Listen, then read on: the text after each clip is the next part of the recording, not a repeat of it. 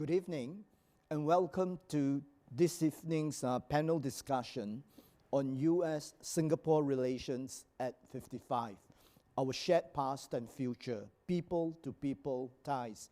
I'm Kong Yun Fong, Vice Dean for Research and Development, and Lee Ka-shing Professor of Political Science at the Lee Kuan Yew School of Public Policy at the National University of Singapore.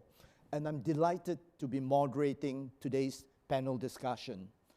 This is the third panel discussion celebrating 55 years of U.S.-Singapore relations. The two panels before this, we have discussed the shared security and economic ties between the two countries. Today, we will explore the third leg of U.S.-Singapore relations, the role of people-to-people ties in our shared past and in our future. Compared to security and economic ties, people-to-people ties might appear harder to measure, but it is nevertheless most tangible and crucial. Speaking personally, I spent 18 years in the US, from my undergraduate years in California to graduate studies in Boston to joining the PhD institution for work. Those were amazingly happy and productive years. The first part of my adulthood was spent with my American peers and of course other foreign students. And being trained in political science was only part of the story. The most, just as important I would say, were friendships and the emotional bonds formed with my peers and professors. Those have lasted a lifetime. When I think of the greatness of America's universities, it is always emblazoned with the face, the gesticulations, arguments, and laughter of my peers and my professors, the people who made the universities what they are. So I'm really thrilled that we have with us today three very special individuals to shed further light and to regale us on the many facets of people-to-people ties. Let me just very briefly introduce my three panelists. To my right is Professor Thomas Kaufman, Dean of the Duke NUS Medical School here in Singapore, and founding professor in its cardiovascular and metabolic disorders signature research program. Back at Duke, Tom is the James R. Clapp Professor of Medicine at Duke University Medical Center. He's an international leader in the field of nephrology and the past president of the American Society of Nephrology. Next to him is Ms. Carrie Lee, Foreign Service Officer with the U.S. Department of State and Public Affairs Officer in Singapore since August 2019. Carrie was previously Deputy Director of the Office of Alumni Affairs in Washington, supporting engagement with alumni of U.S. government-sponsored exchange programs. She has also worked in the State Department's Executive Secretariat with Secretary of State John Kerry. And finally, to my extreme right is Mr. Dennis Edward, Singaporean social entrepreneur and creative strategist. He's the founder and chairman of NewYork.SG, a social enterprise that collaborates with leading creative professionals in the US to mentor young creative people from Singapore. As Dennis puts it, NewYork.Singapore seeks to inspire Singapore's creative talents to dream big and to look beyond its borders, leveraging the expertise and experience of New York. So without further ado, let me invite our panelists to discuss the beauty and the advantages of strong people-to-people ties and how Americans and Singaporeans can leverage those deep ties to tackle the challenges of today and tomorrow. Over to you, Tom. Thanks, Prof. Kong. First of all, I'm delighted to be here and be a part of this esteemed panel. In full disclosure, I'm an American, so I also come from this, come to this subject from the perspective of being involved in Duke NUS Medical School, where I've been dean for the last almost 7 years. Many of you may know Duke NUS was created as a partnership between two great world universities, NUS in Singapore and Duke University in North Carolina in the US. And the idea behind this was when we were founded in 2005, was to establish an American-style graduate entry medical school in Singapore to complement the undergraduate school that's been on the NUS campus, Yangon School of Medicine, for almost 100 years by the time we started. But the idea we bring students who were older, had some university qualifications and life experiences, so they bring extra things into the practice of medicine, along with an American-style medicine curriculum. And in terms of the people, there were a number of longtime faculty from Duke, like me, who had spent many years in the culture at Duke University in North Carolina, and brought that to the formation of the school. We also have board members from Duke who also contribute to the governance. But we really are educating students for Singapore and to become doctors and to spend their career lives practicing here in Singapore. So it's an interesting mix of American-influenced medical training to produce doctors who are going to contribute to the health of Singapore and improving public health in Singapore. I would say, along with the people mixing and connections that have been established by the school, one of the things that's really made it successful and I think added richness to the endeavor is the sort of also back and forth flow of ideas between the schools, and really with people as the vehicles. And these kind of partnerships and relationships really, that's the only way they're going to work and be sustained long term, if they're both partners are benefiting.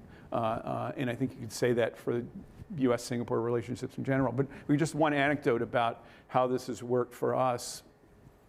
We started, it was a brand new school, it was sort of a whiteboard of we didn't have any preconceived notions about how we would do things. And so the Ranga Krishnan and Bob Kamei, who started the school, part of the leadership of the school as dean and head of education, decided to bring in a completely innovative way of teaching medical education, which was flipped classroom, team-based learning, which is now, this was before it was cool, but was one of the first medical schools that had adopted that sort of program. And it works really well for medicine because one of the, medicine's a team sport, so teaching people together, teaching them to work in teams results in good and high quality medical practice. And our colleagues from Duke University, as they saw how well this curriculum worked, they decided to actually take it, bring it over as formed, and adopt it as part of the Duke University School of Medicine curriculum. So a school that was created from Duke in the U.S. with NUS creates a new curriculum. They see that it really works, and they bring it back to the U.S. and adopt it for students there. So the kind of bilateral exchange that really characterizes productive relationships like this. And I think there are obviously a number of these, I think, if you look at over the years and over the range of interactions and collaborations between Singapore and the U.S. So happy to be here. And Gary, I guess over to you. Great, thank you. All right, good evening, everyone. I'm honored to be here tonight to help celebrate the 55th anniversary of U.S.-Singapore diplomatic relations, and in particular, to highlight the strong people-to-people ties between our two countries. I'm delighted to be in the company of fellow panelists who, like me, are big believers in the value of human interaction in building a better world and a brighter future for all of us. So when we think about U.S.-Singapore relations, we often think of formal bilateral agreements, like the Free Trade Agreement, the first in Asia, and various memoranda of understanding on issues of mutual concern, such as cybersecurity. And these formal agreements are very important as they form the bedrock of our country's relationship with each other. However, what adds diversity, depth, and richness to our shared relationship are the everyday interactions between Singaporeans and Americans. So through these interactions, Singaporeans and Americans enjoy a robust exchange of ideas and build mutual understanding of each other's cultures, values, and traditions. They also expand our mindsets and encourage us to collaborate and create opportunities and innovative solutions to address shared concerns. But before I talk about how the U.S. Embassy in Singapore supports people-to-people ties, I'd like to share why these types of exchanges are so important to me. So I am here with you today because about 20 plus years ago, I was a university exchange student, and that experience changed my life. It was the first time I had ever lived on my own, spoken a foreign language on a regular basis, and met people from all over the world. And from that moment on, I knew that I wanted to help people have those kinds of experiences for themselves. That was why I entered the diplomatic service for the United States. That's why I do the work I do now. And that's why it is so important to me to build these people-to-people connections here in Singapore. But as you've heard already, my exchange story is one that many Singaporeans and Americans share. And it is stories like these, with personal connections and interwoven histories, that really form the fabric of US-Singapore relations. So how do Singaporeans and Americans meet and interact with each other? Let me share some of the different ways that we at the US Embassy here in Singapore facilitate. So firstly, of course, through education and exchange programs. And I want to point out that's not just for traditional students. So every year, about 1,000 Singaporean armed forces personnel and their families live and train in the United States. Before the pandemic, over 4,500 Singaporeans pursued higher education in the United States each year, and more than 1,000 Americans studied in Singaporean universities annually. There are over 100 US-Singapore student exchange programs and over 40 US-Singapore institutional partnerships, like Duke NUS, the Culinary Institute of America at Temasek Polytechnic, and SUNY Buffalo at the Singapore Institute of Management. So to facilitate Singaporeans' access to higher education in the United States, Education USA Singapore was launched in 2014. So Education USA is a US Department of State network of student advising centers around the world, and they offer free, accurate, comprehensive, and current information about opportunities to study at accredited post-secondary institutions in the United States. To date, Education USA here in Singapore has advised over 54,000 Singaporeans. And today, I am pleased to announce that through a partnership with the American Chamber of Commerce Singapore, a new Education USA Center will open on November 19th during the 2021 International Education Week at the Excel World Academy campus in Yishun.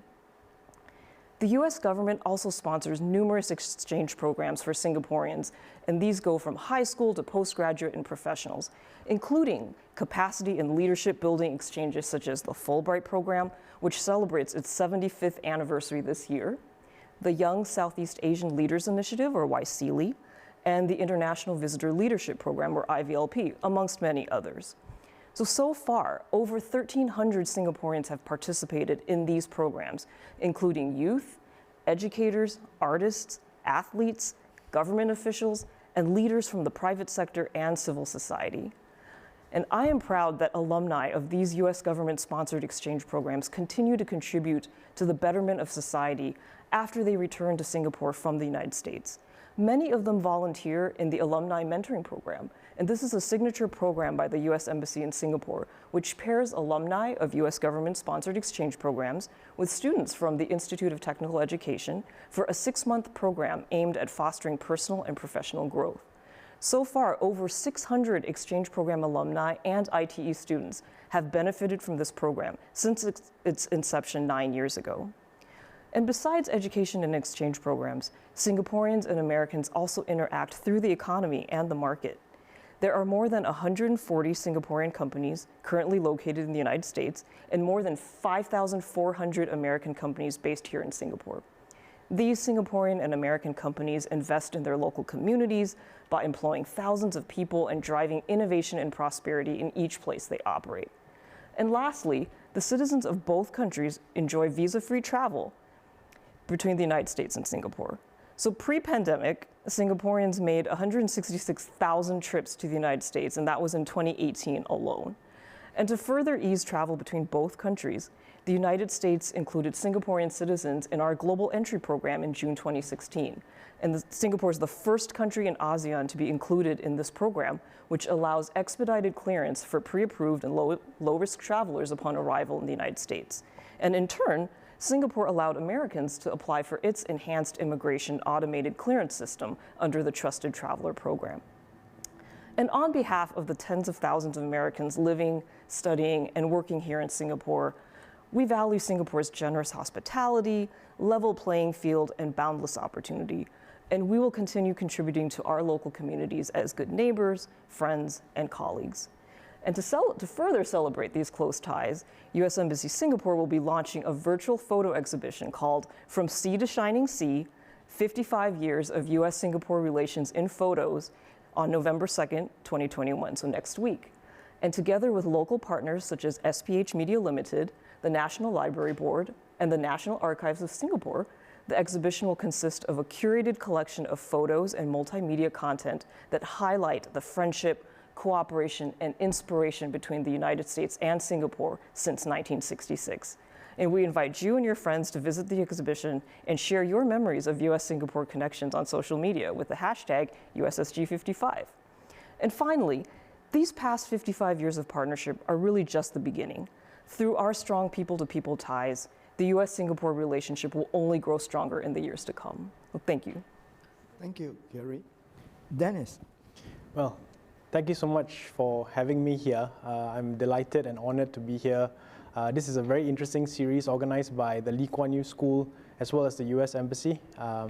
One of the reasons why I accepted the invitation is because me, like many Singaporeans, have personally benefited from the tremendous friendship and relationship that the two countries share, from the likes of our early technology entrepreneurs like Wong Tun King, all the way to the current unicorn founders in Singapore who benefited tremendously from the Silicon Valley innovation, the quality of the relationships and the quality of the ideas and resources that they have, to folks like our young creatives, including Kathleen Boo, a talented filmmaker who came through our program, NewYork.sg, and who worked together and was advised by a Netflix director who produced a very famous show and who advised her on her specific film, and she later came back to Singapore and won the National Youth Film Award. This is the brilliance of our relationship, and it's also something to treasure and protect. It's something that I must say we take for granted. It's always been well and good, but at a time when institutional trust is at its lowest and superpower rivalry is driving a wedge between our people, it is really the strength of the people-to-people ties that will serve as the fabric of our relationship. It's something to protect, and I look forward to this discussion today. Thank you. Thank you very much to our three panelists for that very, very stimulating start. And perhaps one way what we can do is for me to kick off with a question or two to my panelists. And maybe we'll start with you, Dennis. How did you come up with the idea of NewYork.sg? Yeah, NewYork.sg is based on a very simple idea that Singaporeans, young Singaporeans, particularly our creative people, can benefit enormously from the creativity, the energy, the innovation of the American people. And the program essentially serves as a point of connection where our creative people can meet their creative people, learn from them, be inspired by them, dream bigger, think bigger, not just in New York, but really all across the US. And to come back home and to do something interesting and new here.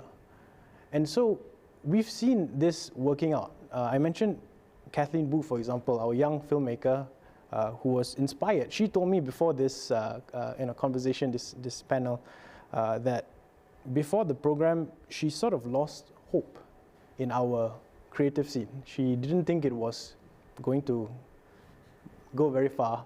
And it took an American director to inspire her to dream bigger and to think bigger and to come back home and do something. And she told me that without that, she doesn't think she would have, taken a path and succeeded in her path. And so I think Americans inspire people all over the world, including Singapore, to dare to dream.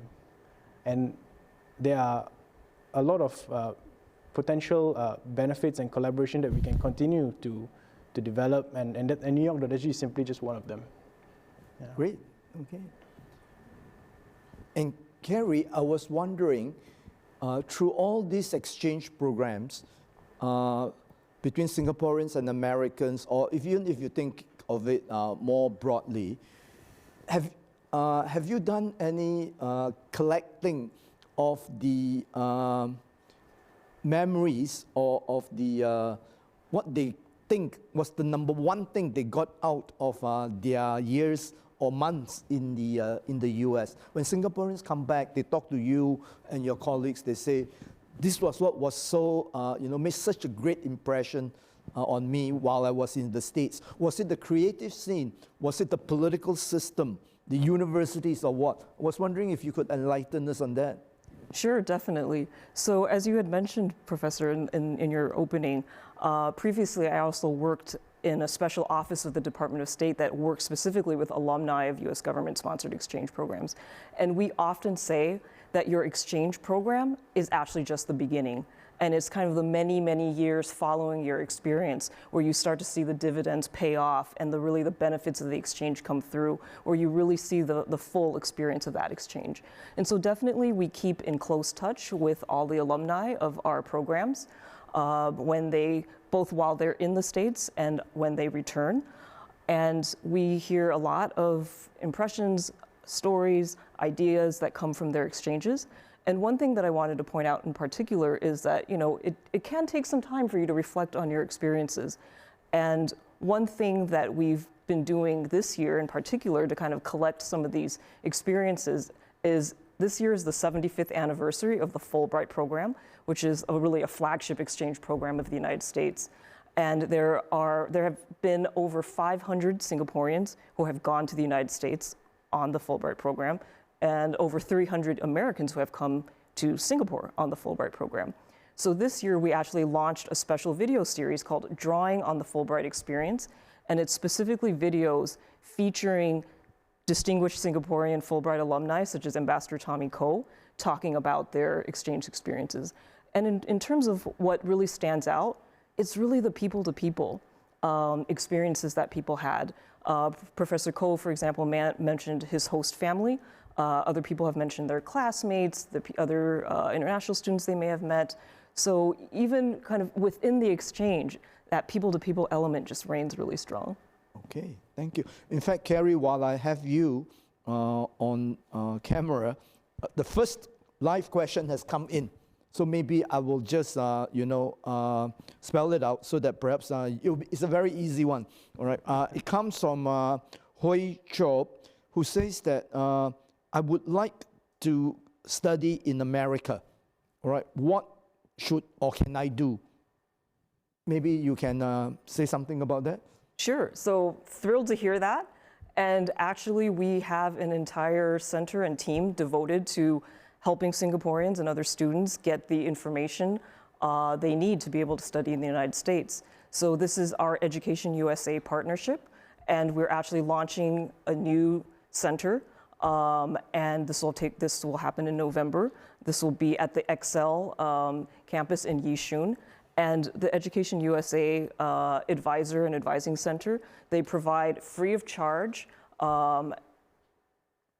concise, thorough, non-biased information about all different types of study abroad opportunities in the United States. And also, very importantly, information on applications, financial aid, and what to do once you actually get in.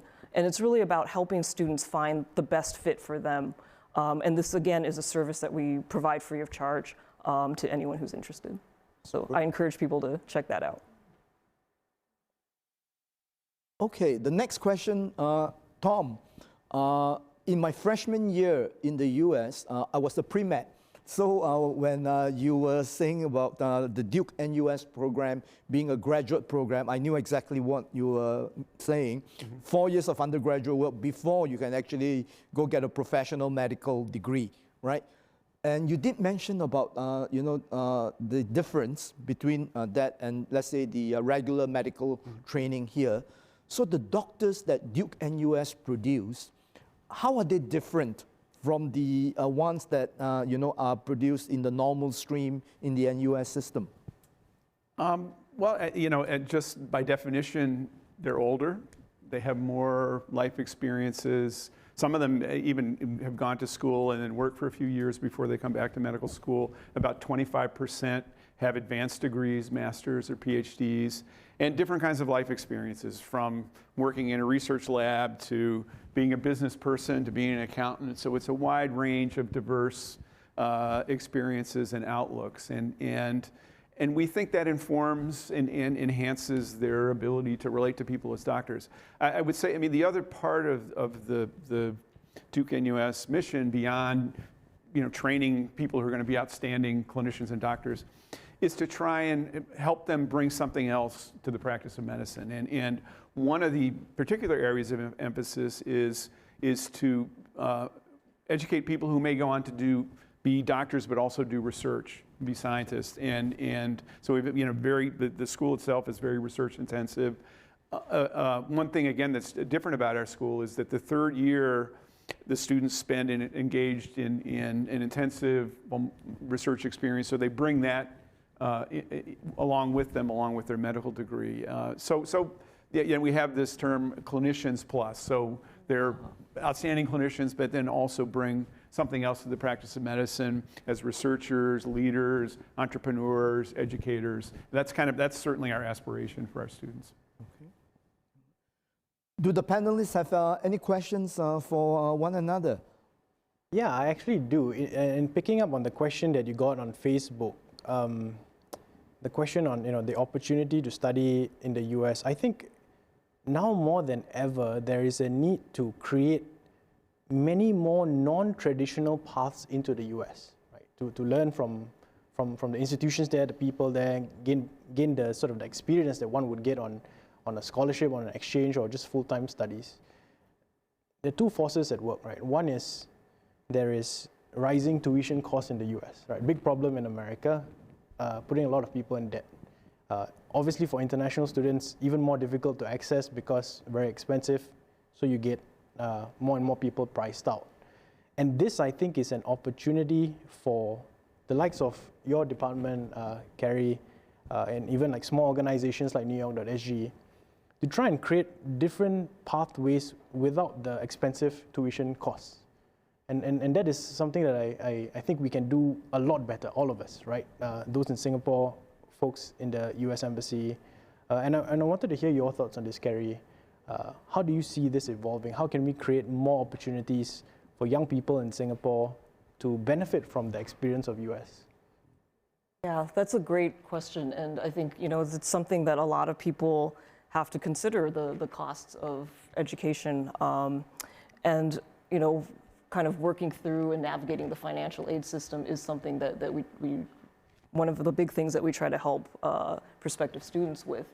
But you bring up a really good point in that a traditional undergraduate or graduate program, that's not the only way to experience time in the United States, right? One of the things that we are looking to expand is being able to pursue, for example, community college education in the US, which is a very good value and great value for money. And also looking at other types of more short-term exchanges that don't necessarily involve getting a degree or spending longer time. Because while obviously, as a former exchange student, I think having that experience is wonderful, but there are as you say, there are so many different ways to promote that kind of exchange and that kind of people-to-people dialogue. So that, that's something, especially now, given the pandemic and the restrictions of the last year, we've really been looking at various ways to kind of promote that kind of dialogue. And with the virtual tools and technology tools that are available to us now, That's something that we've been fortunate to be able to do, but it's definitely a challenge, and I think it would be helpful to be able to have further conversations about where we might want to take some of these ideas. Tom, any questions? Well, I mean, first of all, I was amazed at all the activities of the embassy here. I've been here for 10 years. I didn't know that. It's really impressive. I guess, you mentioned COVID, and I hate to even bring it into the conversation, but obviously in these cross-national interactions, COVID has really put a damper on what's possible and what we can do. And certainly from the standpoint of the school, I mean, typically we have, hundreds of people going back and forth between our campus in Singapore and in North Carolina, during a typical year. And it's really, almost 2 years of this now has really put a damper on those things. It saved us a lot in travel expenses, but it really has diminished our ability to do these kind of interactions. So I'd be interested from both of you, how COVID has affected, your programs, but also, what's this going to look like on the other side, and how do we get to something maybe that's more resilient, that maintains the connections between people, Zoom notwithstanding, but yeah. In fact, before Dennis or Carrie answers Tom's question, you are so prescient, Tom. Alice Tan was asking precisely the same question. In each area of the panelists' work, how has the pandemic impacted on people-to-people ties? Or yours? Sorry to take your question. It's a wonderful question. Yeah. Yeah, maybe I'll start. I guess, in the case of the social enterprise that I founded, New York SG, the key program, or the point of the program is for young people to experience the best and brightest of America, be inspired by it, bring something home.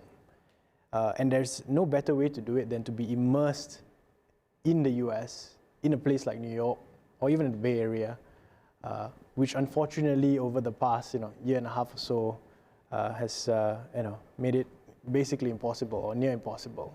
And we're glad that VTLs and new initiatives that allow travel is coming back, or rather is being implemented, and we want to pick it up again. We want to create these opportunities to for our young people here to go over to the US and experience it for themselves and to be inspired by it. In this sort of pandemic era, one of the ways we adapted was really subscribing to Zoom University, right? Essentially, we had to. But during that time, I could see so many possible collaborations happening just over Zoom, and people collaborating with each other digitally.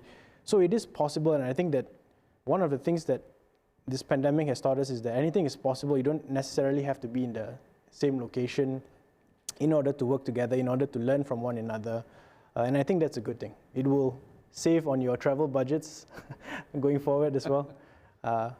And it's, I think, a hybrid model that is emerging from this, right? You don't always have to travel to be able to experience it, but some travel, I think, is critical. Yeah, I think it's... Oh, sorry. No, go ahead. Okay.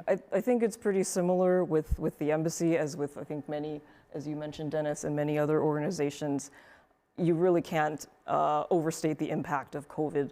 That said, we're really, really fortunate to live in a time where a lot of these digital and virtual tools and technological tools are available to us. And in the last year and a half, while kind of the in-person exchange programs, in-person events, we have not been able to do those for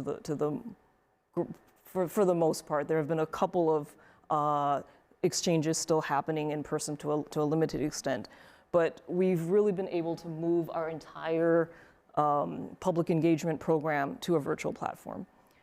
That's been helpful. And one of the benefits, looking at the bright side of things, is that having these tools has actually, as you mentioned, Dennis, really opened the door to more avenues of engagement. And just as for one thing, as you said, it cuts back on the travel costs, the time. So one of the other things that we do at the embassy is we try to connect U.S. speakers and specialists with counterparts here in Singapore. And it used to be, the person would actually fly out here, or they would be here on a trip, and then they would come and speak to a group of Singaporeans for an exchange of ideas, that kind of thing. Obviously, that hasn't really happened in the last year and a half. But what it has meant is that we are able to invite speakers who maybe wouldn't be able to take a trip out to Asia, but they're able to spend a couple of hours for a Zoom event. And just one example of that is for the Singapore FinTech Festival, we had a NASA astronaut speak as the keynote speaker. And to be able to have something like that where we were able to get these high-level speakers for something where maybe in other times it may have been harder for them to come. And the other thing that, kind of building off of what you said, Dennis, is with the kind of the advent of the virtual program, we're also able to have more of a regional component. So we can do workshops or discussions or events that include folks from other parts of Southeast Asia or other parts of the world as well. So it's really opening up that door for different types of cooperation. And so I agree with you. I think there's a lot of benefits to having that virtual component. So I think that's one positive that we can take from all of this, and looking for new ways that we can kind of build on that to hopefully in the future, when more in person is possible again, to have that hybrid, like exactly like you said. I mean, I sort of talked a little bit about our experiences. I would say I agree that there is a silver lining to this and opportunities for other kinds of connections. I think, but there is still something magic about the face-to-face interactions, and as an educational institution, and I'm sure Prof. Kung's experienced this too. Our students, especially in sort of the depths of the pandemic, when they're isolated at home, doing nothing but virtual classes, it's difficult, and you miss those personal interactions that really shape you as a student and in university and beyond. So I agree with you. I mean, there are real opportunities that come from this, and I think that will be maintained, but critical for certainly education and every other industry and the other sorts of interactions that we're talking about between the two countries, that there's no substitute ultimately for face-to-face in-person interaction, and we hope we can get back to those soon. And I'm very happy about the VTL flights too. I'm hoping Thanksgiving maybe I'll see my family for Thanksgiving dinner. Okay. All right, here's an interesting question from Pam, and I think it's probably directed at you, Carrie. How will FICA, F-I-C-A, the Foreign Intervention Regulation, how might that impact the activities of the U.S. Embassy in Singapore? Yeah, so, of course, we've been following the FICA discussion closely. I don't have a crystal ball, so I can't really speculate on how that might impact long term. But, something that we do at the embassy here and in really everywhere, we regularly partner with local civil society organizations, educational institutions, really on a wide range of issues of mutual concern. And our partners are experts on these issues. Their perspectives in these discussions are invaluable. And, we look forward to continuing that kind of open discussion, transparent discussion with our partners. Yeah, I guess the openness and transparency is probably the key issue. Yeah, I mean, all of our collaborations, we're very open, we're very transparent about the role of the embassy in everything that we do, and I think that's one of the things that is important to highlight. All right. Question by Abbas Malik. It's about policy making. He says that policy making is one of the most important things in governing. But in many third world countries, the policies are being made by non-professionals. Is there a solution, here? Perhaps before opening it up to the panelists, since I'm a student of political science, I should take first crack at this question. I think I would say two things. A U.S. liberal arts education would be a fantastic first step in creating policymakers with a good grasp of all the disciplines that might be useful to his or her policy making. And secondly, the U.S. Has a lot of great schools of public policy. And doing undergraduate or graduate work in public policy should help. And actually that links into a question that Dennis asked earlier about the cost of studying in the US. What may not be very widely known is that in a lot of the best US, from small liberal arts colleges to the major research universities, there's actually quite a bit of financial aid for non-Americans, all right? I mean, people will have to compete internationally for that kind of financial aid. But a lot of us has gone through undergraduate and graduate schools in the US with very generous financial aid from the best liberal arts and research universities. And so on that note, I'll hand it back to you, Carrie, or anyone, or Tom, on policy. I think. I think you answered that quite well, Prof. Yep. Okay, in that case, we can move on to a question by Winston. All right. What have been some of the biggest challenges in building people-to-people ties between Singapore and the US in the last 55 years? Very long span, historical question. Yep. What have some of the biggest challenges been? I think we have been talking about all the positives, right? And the things that enhance those people. But have there been challenges? I mean, since Carrie's have to answer every one of these, I'll take a crack at this first. I mean, I could say, this is a simple but I think important answer. We're halfway around the world. It's a 12-hour time difference. I mean, it really does. That's a barrier, and I think again, maybe some of these getting used to these technologies that connect people more fluently may help with that. I mean, in my experience, once you get people together from these two cultures, there is a lot of commonality, common purpose, common sensibilities that.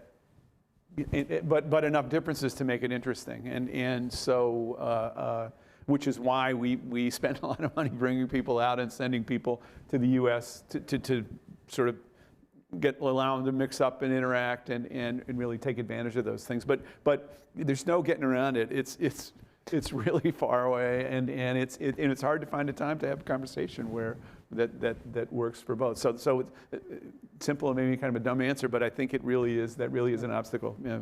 Yeah. One of the things I would say to that is there is, I think, quite a bit of misunderstanding of who an American is or what an American is. I think the American that we see on the news is the likes of those trying to cancel a Netflix comedy show or those storming the Capitol. In other words, the most polarized people, right? Because that's what gets reported on the news. And a Singaporean looking at that gets shocked and wonders, what sort of things are happening over there. When I would say that, I would say, from personal experience, the vast majority of people that I met over there, they are warm, friendly, salt of the earth people, not just in the cities or in the coastal areas, but especially in Middle America. We see that a lot. And I think giving people a chance to see America beyond what we see in the news is quite important. Otherwise, we get a very sort of narrow view of what's happening over there and the people over there. That is something I think we can do better at.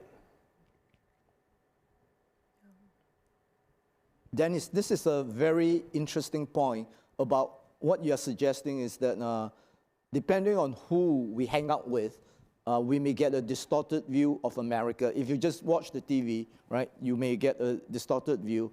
And, but if you have an opportunity to really, get to know Americans in the Midwest, beyond the two coasts, you may actually get to know America better. Yeah, I think that's a really very salient point.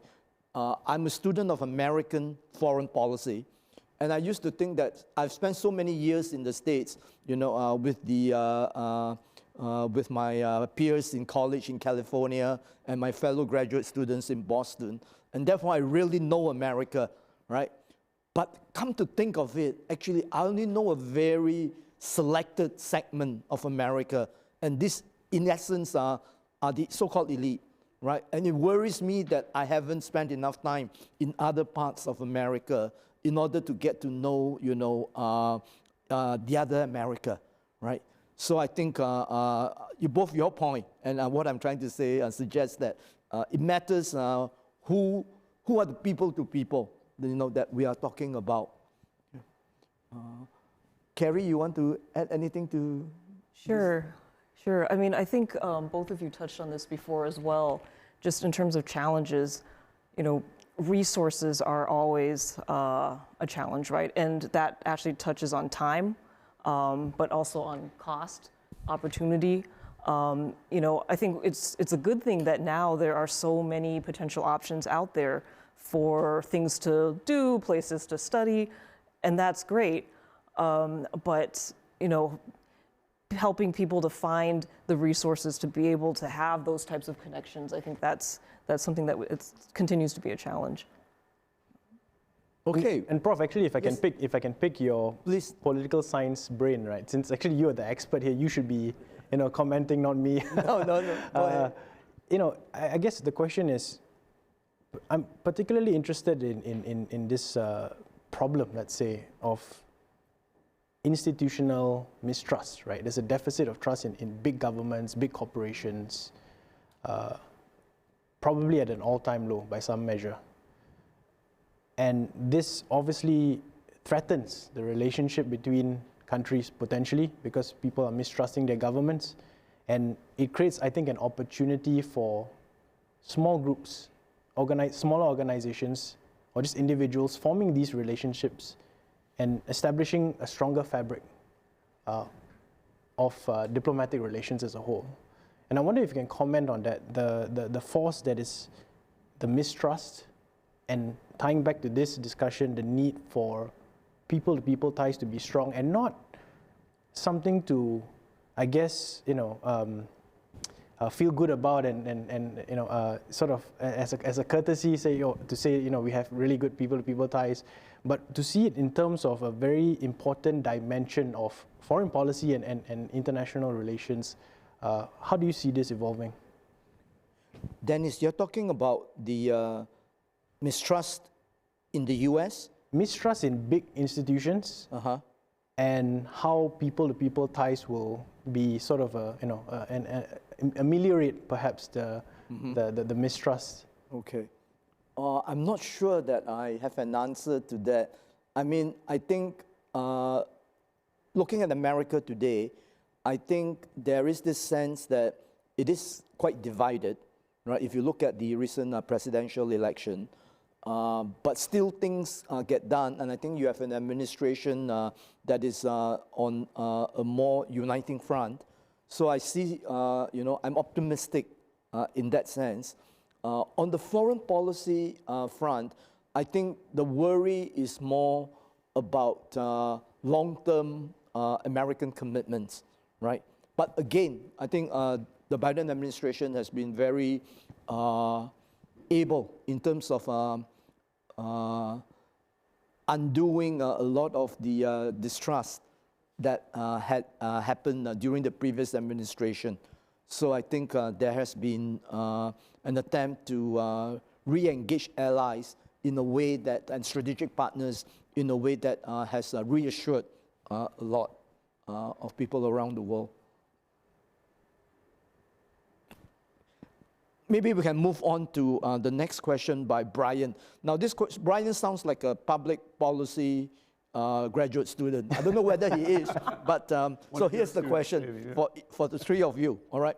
How do your organizations measure the impact of your programs, especially with regard to people-to-people ties?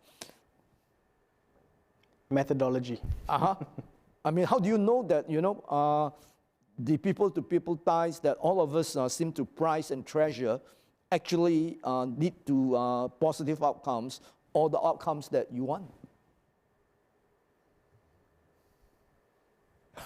Yeah, I will. If one, I think, Dennis, you gave us an example, all right, of the Netflix, inspiration. Are there other examples? How do you measure them? Yeah, and that's a great question, right? And we've had discussions with many groups, including the Singapore government, the National Youth Council, who had funded one of our programs, to understand how exactly we measure. And to be very honest, there's no one-size-fit-all measurement.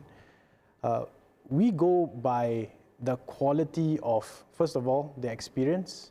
At the end of the program, what did they say? What did the participants say? And we track them for a 2-year period at least to observe what changes they make. One very interesting thing, and maybe the government won't like me for this, is one interesting thing is that a lot of our participants, New York.SG participants, when they come back to Singapore, they quit their jobs. It's one of those things. It's like, I've seen the light, I can go a different way, and then they leave. So maybe a lot of their parents don't like me or something like that, I'm not sure. And we really look at it from a qualitative perspective, how they are doing, what changes they have made to their own lives. Unfortunately, we cannot measure this in a lab because otherwise we have to replicate that person and run the tests concurrently, which is not possible. And we've seen some very interesting changes. People starting new businesses because they were inspired by the entrepreneurs they met in the US. People changing career paths, or people keeping their jobs but realizing that they could do a lot more because they learned from their counterparts in the US and they bring it back home. And we're very excited to see this. And I think the creative space in particular is one of those spaces which, unlike technology or unlike finance, the creative industries are less served, right? Less resources poured that way, given less importance in some way. And that's the group that I think needed the most help, and that's why I started the organization for our creatives. Carrie, you have any metrics? Yeah, so that's the big question, I think, for all people-to-people kind of organizers, practitioners. And actually, the U.S. Department of State has an office that specifically looks at evaluation, specifically for the exchange programs that we sponsor. And echoing exactly what you said, Dennis, it's really about the quality of the experience, right? There are some quantitative measures that we look at as well. Just from our own perspective, we like to see how many people are applying for programs, how many people may express interest, and are people who have gone on programs before, are they telling their friends about them? So there are some of those types of quantitative numbers, but also doing regular kind of surveys, more longitudinal studies, face-to-face studies where you're really talking to people, and then following kind of the alumni, as you mentioned, Dennis, kind of throughout their careers, looking at maybe 1 year out, 5 years out, even 10 years out. There are multiple of these studies that are going on. And what's really hard with a lot of these programs is it may be 10 years, 20 years before you see the absolute full impact of an exchange. But I think having those qualitative case studies, especially if you kind of can track trends over time, I think that's a really helpful way to see, what aspects of exchange programs are especially beneficial, what things maybe you want to adjust or tweak. So I think that it's hard to do, but important. Great. Mm-hmm. Tom, any thoughts on this? Thanks, Brian, for the hard question. I think, it's more difficult for us as a school, because the outcomes that we look at, are we producing good doctors? Are they able to get into residency programs? Are they publishing papers? Are an aggregate experience of a lot of interactions. But I would say, in a granular way, in our first year students work in teams that are often heterogeneous, where we have, we've got students from the U.S., students have trained in the U.S. otherwise, and we do, pay close attention to how effective they are at teams working together and those other sorts of metrics. But again, as Carrie said, for us, our longer term goal is 10, 20 years down the line, are our graduates really doing the things that we think they're going to do? And we certainly believe that these personal interactions, in particular the opportunity to have diverse interactions with students from different countries, including the U.S., there are the opportunities for our students to go to the U.S. to do clinical rotations, have research experiences, contributes to the richness and the success of the outcomes. But making a one-to-one sort of comparison is even more. It's tough, as you say, for even looking at individual engagements. But in the more complex admixture of a school, I would say it's more difficult. Yeah. Okay. We now have very interesting values questions. I'm going to combine two of them. The first one is from Liz, and she says that it's for Dennis and Carrie. From the programs that you run, what are some of the shared values between Americans and Singaporeans?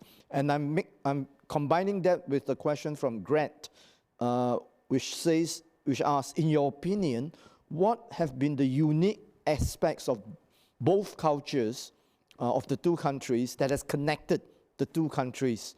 And Tom, feel free to come in on this one if you want to talk about cultures of the doctors, But so it's sort of happy to leave it to the experts. Yeah, cultures and values. How do they, impact on the relationship? You want to take this, Carrie? Sure. I think something that's very beneficial to having the strong U.S.-Singapore relationship is the shared values that we have. And we see a lot of this coming through in the people-to-people exchanges, especially a value in education, value of innovation, value of research and study. And we see a lot of that coming through in the educational partnerships and that kind of thing. I think in terms of the shared values among our young people, an area I'm more familiar with is that there is a strong sense of individual identity, right? The individualism in America certainly reflects here in Singapore among our young people. And perhaps another area or another similarity is that we both, being countries that are young, relatively young, we always look to the future. We always think about what's next, what's to come, and I think that among all the other things that you mentioned, Carrie, I think there are a lot of similarities between our two peoples, especially our young people, which is why I think there is almost no problem at all, apart from maybe the lingos and the and the accents and the Singlish perhaps that sometimes interfere with direct communication. There's almost no difference between, I think, a young person here and a young person in America. I see very little differences. Yeah. Okay. Dean Kaufman, there's a question from Amelia for you that probably won't surprise you. Has the closure of Yale NUS affected Duke NUS in any way? Thanks for the question, Amelia.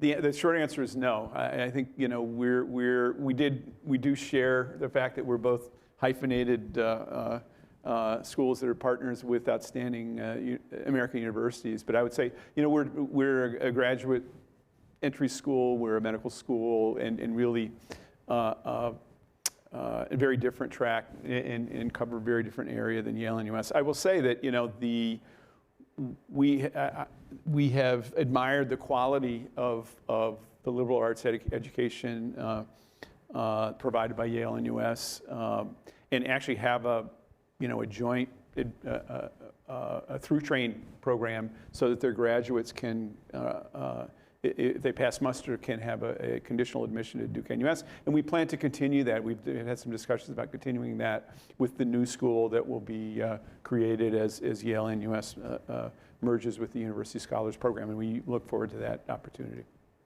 Okay. Thank you. Question from Dawei. Dawei says that our panelists have talked about how Americans in the media are not necessarily representative of the average American. How can ordinary Singaporeans get to know more Americans? Not everyone will get a chance to study in the US to go for an exchange program. So how can those who don't have that opportunity get to know, the typical American? Yeah. Dennis or Kerry? Sure. It's a great question, and I guess the short answer is we're working on it, right? We're working on it, and it's a very good point. I think one thing I would say is don't take the news too seriously. I'm sad to say this as a former journalist myself. I'm sad to say don't take the news too seriously in terms of the portrayal of the American people, the average person there. It is just simply not true. There are so many more people who are not like the most polarized people there.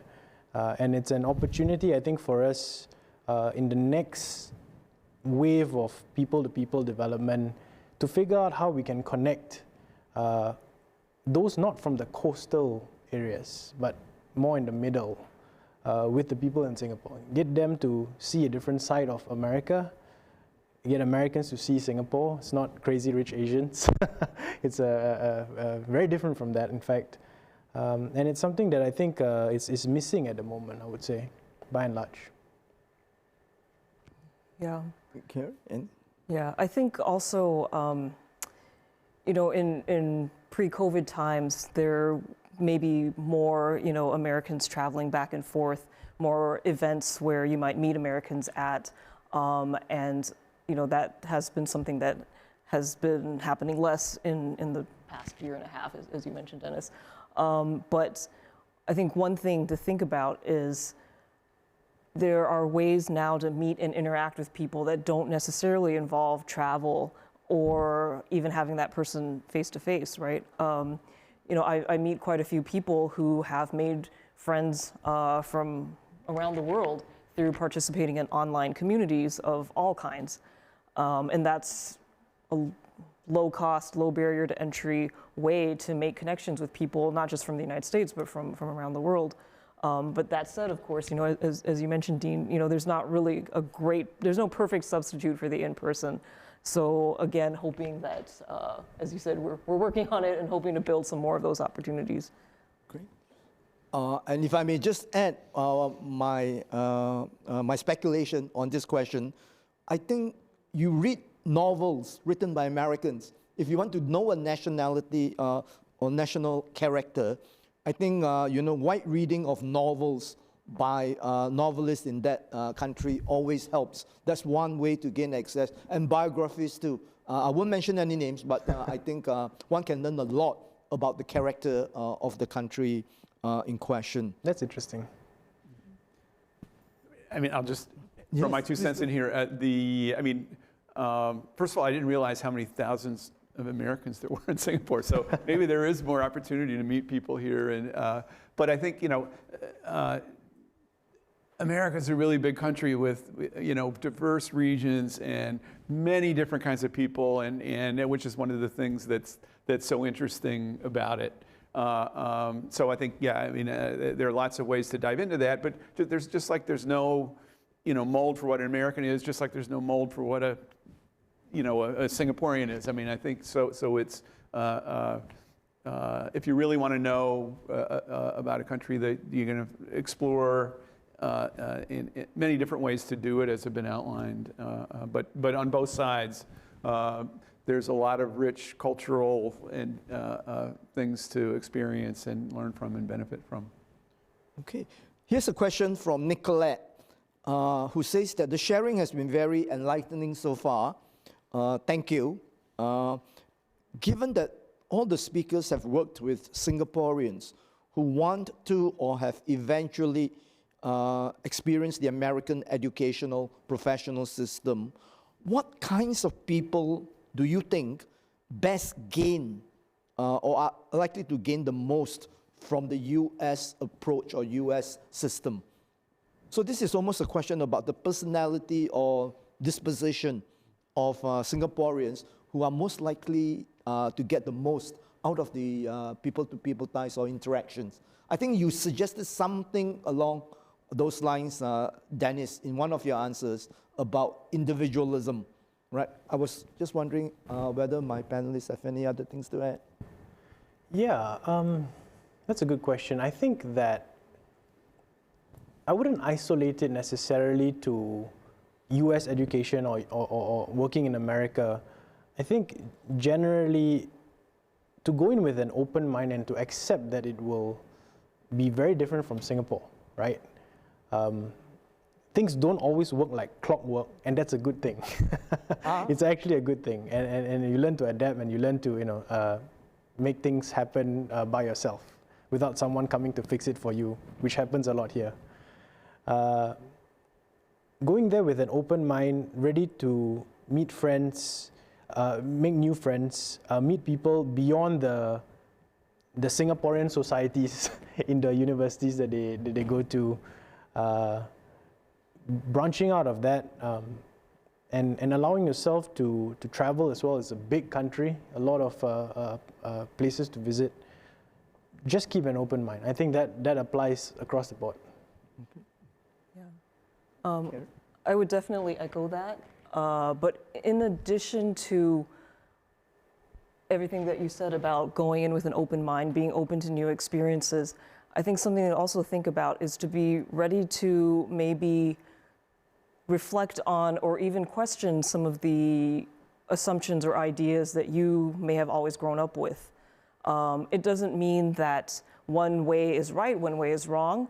It's all part of the kind of like opening your world, broadening your horizons, and maybe evaluating thoughts and ideas and concepts in a different way. I think that really helps you just to, clarify your own thinking, and that kind of being in a different society, being in a different culture, that can help you. That can almost serve as like a different type of lens for you to examine your own self and your own values and your own thoughts. And being open to that, I think, is important.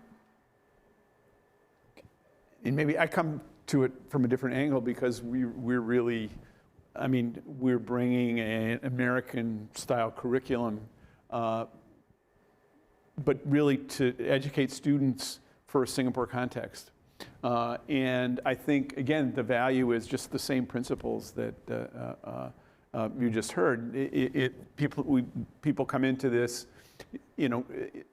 if you're willing and able to accept different perspectives, be challenged by things that are different, but then incorporate those and bring them into a circumstance, a local circumstance, it allows you to bring new tools and new viewpoints to problems or issues, and I think so it really works both ways, I think, but the principles are the same.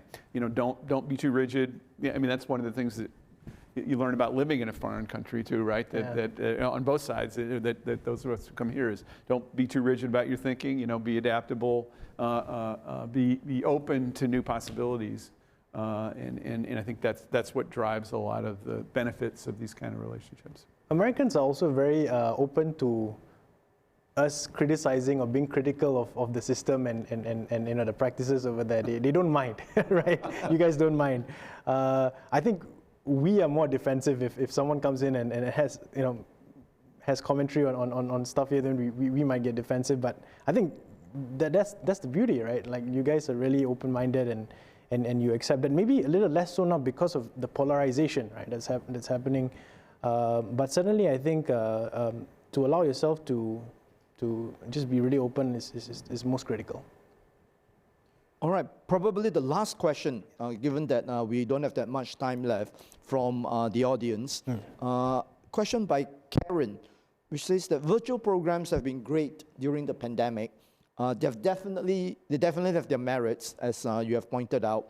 But many people, according to Karen, are suffering from Zoom fatigue. Do you have any ideas about how to leverage new technologies, in ways that may be more engaging?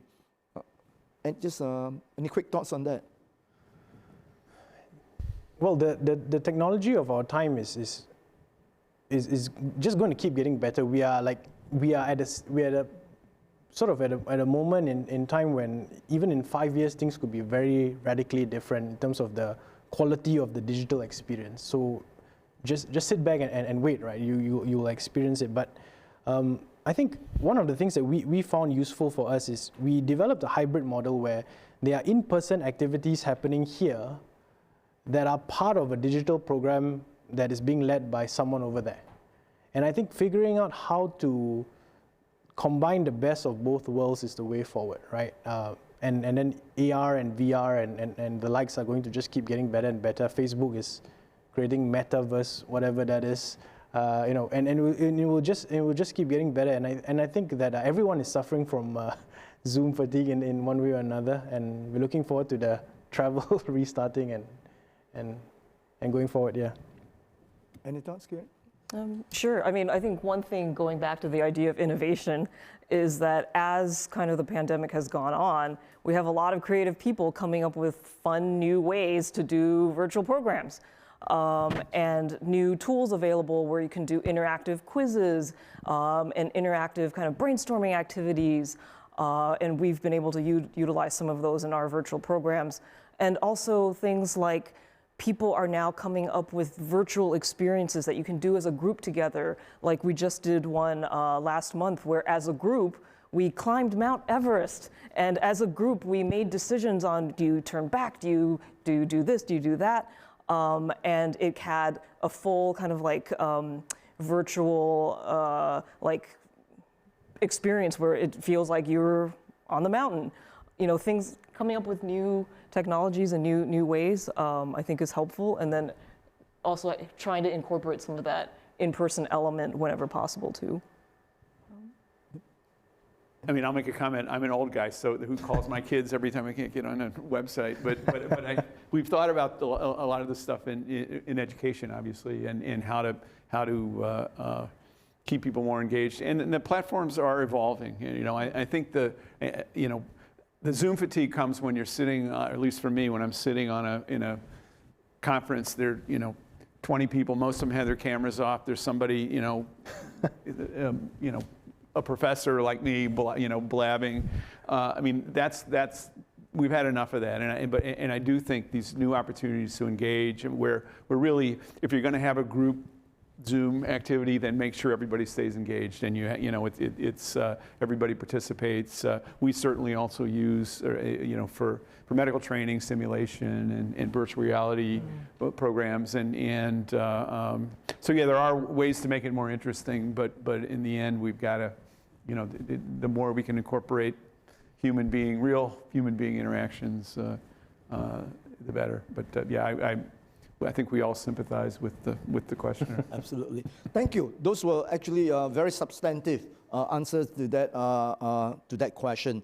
I think we are coming almost to the end of this panel discussion, and I thought what I'll do is we'll wrap it up. Whether each of the panelists have a final comment, maybe I'll just start with a personal, end with a personal anecdote. All right, that is relevant to a people-to-people Thai experience I had 3 months into my stay in the States. All right, my favorite professor invited me and a few other foreign students to his family home for Thanksgiving. All right, and that experience was mind-blowing. I mean, I was so new, I was so isolated, lonely. And being in the professor's house, the one that you admire the most, during as important a family gathering as Thanksgiving, they're basically inviting you into their home. And that, just created a fantastic bond, with the professor and to a significant extent, the country that he comes from. And it's very, very hard to beat an experience like that. I changed my major from pre-med to political science. So if you have any, 1 minute or 30-second anecdote to share with us, but if not, that's, I mean, I will say, one of the things we didn't bring up was food, which both cultures really enjoy. And I think that is another way that Americans and Singaporeans share, interact, and over meals, either here or in the U.S., whether having barbecue or zachar, something, here. I mean, it really is an amazing way to sort of cement these kind of friendships and relationships. So don't underestimate the value of food in this these interactions. Yes, any thought? Oh. Yeah, I mean, the goal for me is to be able to create the opportunity to have the experiences like the one that you have for many other Singaporeans and young people here. And one of the things that I hope to see more as well going forward is, or more of the same in fact, is the ability to have really difficult conversations with each other. Just to allow growth and to allow ourselves to, whether it's on climate change or any number of these issues, to allow ourselves to argue, to debate, and then to eventually work together to solve the problems, not just at the government level, but even just small organizations like ours working together with our counterparts in the US. I hope to see a lot more of that. Okay, on that note, I think we can bring this very stimulating panel discussion to an end. And I would very much like to thank my three panelists for their superb comments and for enlightening us on people-to-people ties between the US and Singapore. Thank you very much, and thank you so much for staying with us and for the wonderful questions that you have asked